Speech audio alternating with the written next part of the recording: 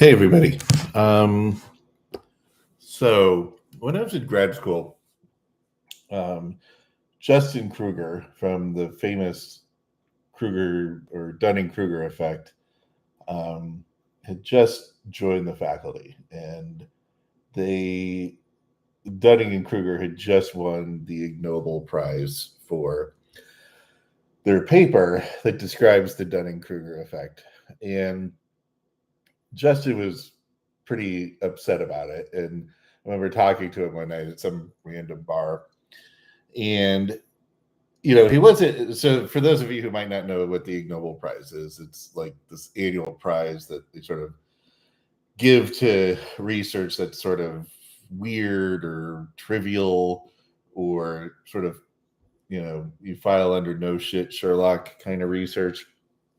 And so Justin was kind of upset about it. But it wasn't because they had won the Ig Nobel Prize. I mean, you get recognition and all that, so it's kind of worth it. But the thing is, when you win the Ig Nobel Prize, there's always a bunch of press releases and a bunch of articles describing the research or the paper. And what ended up happening is the articles were describing it in the way that I think most people think of when they think of the Dunning-Kruger effect. And that's basically that it said, or that its findings were that, dumb people overestimate their intelligence because they don't realize how dumb they are, right? Because they are dumb. And that was kind of the takeaway message with the Dunning-Kruger research. And he was upset because it's not really what the Dunning-Kruger effect is. It's actually more nuanced, and it's actually more salient and significant and useful when you really understand what the effect is, because you see it all the time. And it explains a pretty wide range of behaviors, especially in the personality community, which I'll get to in a second. So what the effect really is, and I recommend Google it and try to find the chart that shows the effect. And it's basically, you look at the confidence level that people have when they're acquiring a new skill, or a new or they're learning about a new subject area or something like that. And so, for example, imagine you're starting your undergrad career, and you're going to major in psychology. And what ends up happening is, at the very beginning, you have a very low level of confidence in your knowledge or your ability in the area. But as you learn, your confidence goes up really quickly, right? So in your first year or two of being a so-called expert, right, of learning this new area, this new domain, a new skill, a new subject area, you overestimate your ability, right? Your confidence level goes way up, and it tends to sort of stay up there for a little bit, and then it comes down really sharply after a few years. I don't really know the specific details, but think of it as like, after doing it for 5 years, you spend your first few years really overconfident in your ability and your, what you think in the subject matter. And then it comes down real quickly because you start to realize that you don't know everything, right? The more you get into a subject, the more you realize, oh, there's all these other things that I never thought of, or there are things that I thought that, were the case, or I thought that I knew that turns out not to be true, or not to be exactly the way I thought it was, right? And so because of that, because you sort of get slapped around a little, right, in your career, you start your confidence level starts going down. And so now you're no longer as confident as you were, maybe the first couple of years in your ability or your knowledge of that particular area. But then again, it starts rising up. And the more time you spend in the area, and as you really become an expert, right, you have, sort of the Malcolm Gladwell 10,000 hours, so to speak, which is roughly about 10 years, 5 to 10 years of practice, then your confidence level starts going back up. But the funny thing or the interesting thing is it never goes back up all the way to where it was your first couple of years, right? And so the difference between where you sort of eventually end up as you become an expert and where you started your first few years is what they call the confidence gap. And that to me is the more interesting thing, right?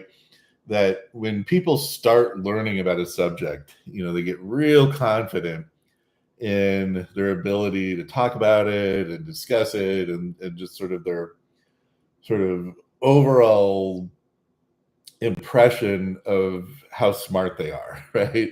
In that area or how much they know. And then again, they get sort of slapped around a little. They start figuring out that they don't know as much as they did, and what they did think they know maybe isn't necessarily the case. Confidence goes down, and then it goes back up, if you stick with it, but never as high as where you kind of started your first couple of years. With the idea being that the older you get, the wiser you get, and you're more likely to acknowledge that you just don't know everything, even though you might be one of the world's experts. And sort of like the famous Einstein quote, where I'm paraphrasing here, where he said something like, the more I learn, the more I figure out, the less I know, or something like that. So in other words, the more you learn about a subject, the more sort of you realize that there's all this other stuff that you don't know. And you see it everywhere. I mean, you certainly see it in the business world, with lawyers, and where the first few years somebody's kind of in a practice area and learning about it, you really see their confidence level just skyrocket.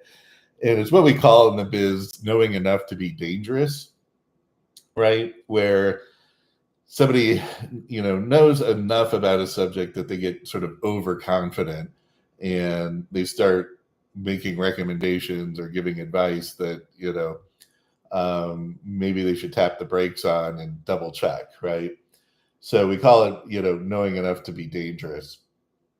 And the other phenomenon that you see, and this is really, sort of more the point here, or I think sort of the stronger phenomenon, is that the younger people who are just starting out tend to look, because they're overconfident, tend to look at the more senior people who really are the experts and have been doing it for 20, 30 years as being not as smart or not as good as they are, right? So the younger people thinking that they're smarter or better or more knowledgeable at the subject than people who have been doing it for 20 or 30 years, right?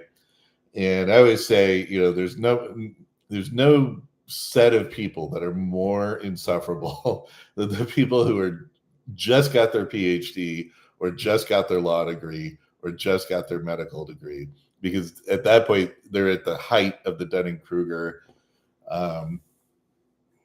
curve and are really confident in their ability and will look at people who have been doing things for 20, 30 years and, see them as sort of inferior or less competent or something, right? Like they just feel like, we're the new wave. We've got it all figured out. You guys are the old wave and you need to make room for us. And you see it all the time. I remember being subject to it when I was in grad school and meeting with, really prominent psychologists who had been in the field for 40, 50 years and published tons and tons of papers and, We're on all the research committees, on all the editorial boards, like real prominent people. And just thinking like, oh, they don't have it figured out. I've got it all figured out. They've been wrong for 20 years. Because that's kind of what science and academia is all about, is sort of attacking the sort of, the the old knowledge and trying to pick holes at it, pick holes at the institutional knowledge, so that we can advance whatever we know. And so there's just this sort of attitude of, picking on the people who have been doing it forever. And then the people who have been doing it forever, they have this lower level of confidence because they realize, like, hey, we don't know everything. And there's a lot out there that, you know, that is sort of unexplained, or, we think we know, but maybe we don't, because they've been around long enough that they've seen theories and ideas sort of come and go. And and so because of that, they're sort of seen as weaker, right? They're sort of seen as less confident. And if they're less confident, that, they must just not be as smart, or, as in tune with the the modern way of thinking. Okay. So why am I talking about all this? Couple of reasons. Number one, I'm sort of motivated by a TikTok video that I saw that had nothing to do with typology or MBTI or anything like that. It was just some guy railing against Peter Thiel, who did some interview recently on Joe Rogan. And the guy doing the TikTok, post, you can tell he's pretty bright. He's a pretty smart guy, but he's like in his early mid-20s, probably an INFP, because he makes a lot of really well-grounded ethical arguments like an INFP does. And he was just sort of, bagging on Peter Thiel, for subscribing to some sort of philosophy or sociology, concept. And but just sort of starts off by just being like, well, Peter Thiel just showed that he's just dumb and isn't as smart as he thinks he is. And I'm just like, this guy, first of all, he went to Stanford. He's one of the most successful business people in the world. You might not like the way he goes about doing things, but to start off a video by just saying that the guy's dumb just because you don't agree with one particular thing he said, is just textbook Dunning-Kruger, right? And instead of just, going after the guy's arguments and leaving it at that, and, acknowledging the fact that, okay, Peter Thiel is probably a pretty bright guy, given his track record, but maybe he's wrong about a few things, fine. Just because you're a bright and successful person doesn't mean you're going to be right about everything. But if you're wrong about something, or if you disagree with somebody about something, that doesn't make you dumb, right? And so it just sort of, it reminded me of the salience of the Dunning-Kruger effect. And you see it, I don't want to pick on the 20-somethings out there, but you see it a lot in the 20-somethings, right? When they're first developing an expertise or a skill, and they get overconfident in it. And of course, we see this all the time in the typology community. And I guess this is my real point of the video, of just be aware of this effect, right? Because you're going to come across a lot of videos or just a lot of participants, let's say, in the personality community that are sort of on their uprise, or maybe even at the peak of the Dunning-Kruger curve. And that meaning that they're sort of early in learning, but again, they're sort of learning enough to be dangerous, and are overconfident in what they know and what they don't know in this whole area. And it tends to, feed into, sort of the little internet spats, right? And I think the internet just in itself has just really amplified the whole Dunning-Kruger effect, because everybody's an expert, because all it does, you just have to spend a weekend reading the Wikipedia articles, and now all of a sudden you're an expert in everything. Um, and and then because of that, your confidence level rises, right? And and I would also say that this is you probably see this effect strongest in people who are sort of the knowing function types, the lead introverted intuitives or the lead introverted sensors, because they just latch on to this knowledge, might get overconfident. Um, so, so all the fun that we have in our little, internet spats about personality and whether somebody's an ISTJ or an ESTJ, or whether or not they have all 40 of the attributes that you're supposed to have under these socionics tables, or whatever, you know, always keep the Dunning-Kruger effect in the back of your mind, and just, ask yourself, is this person sort of overconfident in their knowledge or their ability here?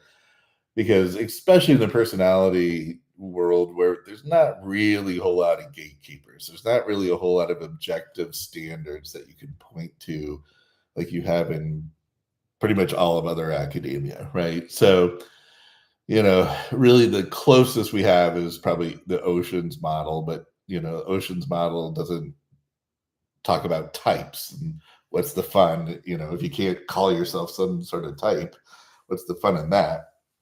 Um, and it's more just sort of loosey goosey. It's really hard to sort of nail down talking about things unless you're talking about people that are sort of on the extremes of the various categories, the various measurements. And then, you've got MBTI, but they keep everything very close to the vest. Their research really isn't out there for people to sort of discuss and scrutinize. You just sort of get, what their test is and what their descriptions of the types are. And, they probably address, 80% to 90% of people's questions. And most people are just content with whatever MBTI gives them and just moves along. But all of the introverted thinkers, right? They have to, parse it apart and find all the flaws and the inconsistencies, and the holes in the model. And that's all what the fun of this is. um Socionics, I don't really know. There's plenty of written out there on the internet, but I have no idea if any of this stuff has ever actually been tested in any sort of formal way, or if it's just sort of armchair philosophy. For those of you who know more about it, let me know. Um, but I don't know sort of the rigor that they use. I mean, at least with MBTI, they at least um, try to be rigorous about it, even though we might debate what they, whether or not how accurate they are. Um, and then of course there's lots of different models and lots of different explanations of what's going on. And for those of you who've watched my videos, you know where I stand on that. But anywho, just a quick PSA, I guess, public service announcement, that when you're dealing with the typology community, or really anything on the internet, to be honest, where it has to do with just sort of discourse and people playing the expert, always keep in mind the real message behind the Dunning-Kruger effect, this overconfidence that people have when they're just starting out learning something. And you know keep that in mind as you're learning, and whether it's in your career or this stuff or whatever, because in the long run, it really does pay to be humble and to acknowledge you don't know everything. Okay. Let's see here. Alex Swingle, we got a comment here. A few comments. The feeling when you realize your teachers don't know everything shakes your confidence of everyone. Yeah. Um, yes and no. I mean, uh, so I think I don't know. I was lucky enough to grow up in a college town where I had really good teachers because a lot of them were married to professors and they were just sort of intellectual types. And I kind of learned early on that there was sort of not really a beauty, but there was a usefulness of just sort of being accepting that you don't know everything, and to sort of leave open the ideas of possibilities. But even when I was in grad school, though, I still was subject to the Dunning-Kruger effect of just sort of thinking that I knew more than people who'd been doing it for 40 years. Um, so I never really got that sense, but I do recognize that it's pretty common for people to sort of have that aha moment when they realize, oh, my teacher really doesn't know everything, and they're really just staying one day ahead of me. And I certainly had people when I was in grad school and I was teaching classes. I certainly had people who knew way more about the subject matter that I was. They were students in my class, and I was teaching them, and they knew way more about it than I did. And I would acknowledge, I'd try to acknowledge it, and we all have a laugh about it. But sometimes it annoyed people, I think. Accolades is not equal intelligence. We need the arrogant, the hubris to challenge those titles. When the challenger is humbled, it completes the confidence cycle. Okay. The health field is even worse for this because it's very few enough isolated experiments to prove anything substantial. Yeah. Yeah. And not only that, I mean, the health field, yeah, you certainly see it in doctors. It's one of the reasons why it takes so long to really get to, you have to go through your medical school and then your residency and then probably some sort of fellowship and blah, blah, blah, blah. It takes a long time to, actually sort of be the guy, and I think this is one of the reasons, right? They don't want people who are just like too overconfident running the show. That being said, doctors are not, want for confidence at any level.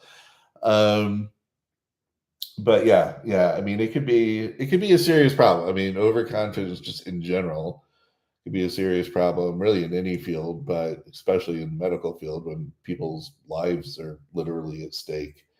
Um, and so, you know, trying to convince doctors and just sort of teach people in any field, the importance of not being overconfident is important. And I remember when I first started being a lawyer, one of the first sort of lectures that we got as young attorneys is you're not going to know anything until you've been practicing for at least 5 years, right? And so don't assume you know anything, because you get really smart people who come from Harvard and Yale and they feel like they know everything. Um, then you throw them in some bond deal and they have no idea what they're doing, but they're overconfident. And so you have to get to people early and sort of explain, the importance of not being overconfident and staying humble because you can really cause a lot of damage. Not a lot of communities grow up with that mindset that life is a learning process. Schooling for me from K through 12 is authority, that they knew better. That is where I'm coming from. Yeah, I would probably acknowledge that that's a majority of people's experience, where school was just sort of this sort of ESTJ phenomenon of, here are the rules you're going to accept. You're going to learn and accept the rules. And for those of you who can learn and accept the rules, you're going to do better. And for those of you who can't learn and accept the rules, there will be some level of punishment. And I've said it before in other videos, and I think that's why ENTPs and maybe INTPs, often don't do very well in school. And I think particularly with ENTPs because they're FI polar and they just don't care.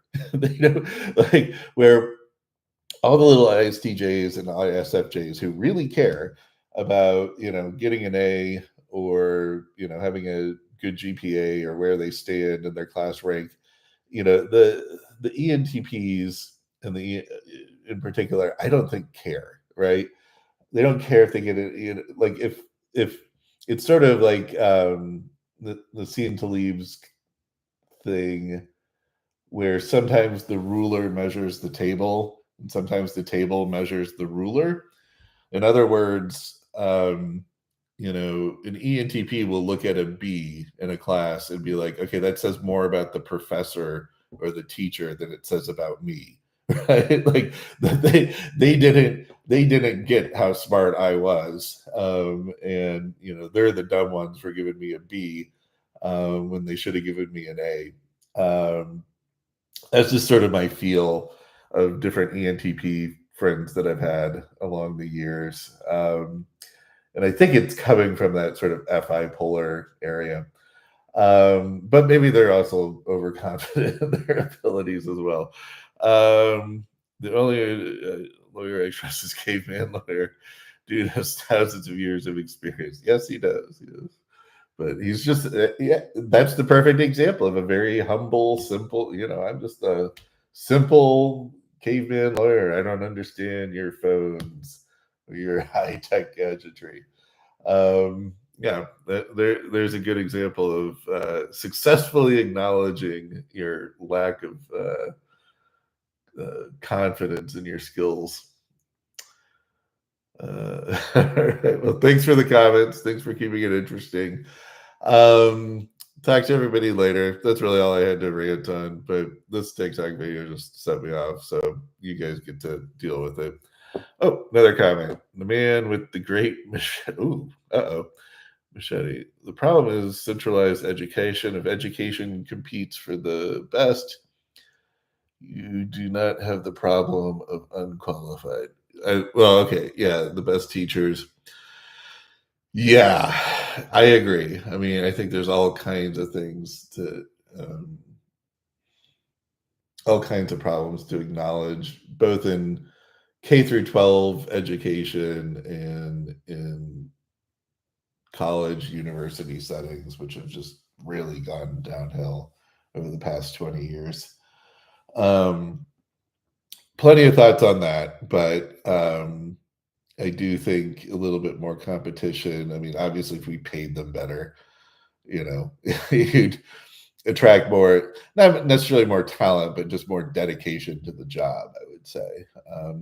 But this being said, I mean, my mom was a public school teacher for 30 years. And so I'm very familiar with teachers. I'm very familiar with the teachers union. My mom was an officer for years for the union. But I have my own thoughts on that, right? But we were one of the lucky ones because we were in a pretty well-educated town and attracted a lot of well-educated teachers. And unfortunately, you just don't see that necessarily everywhere. Okay. Thanks, everybody. Talk to you soon. Have a good day. Bye.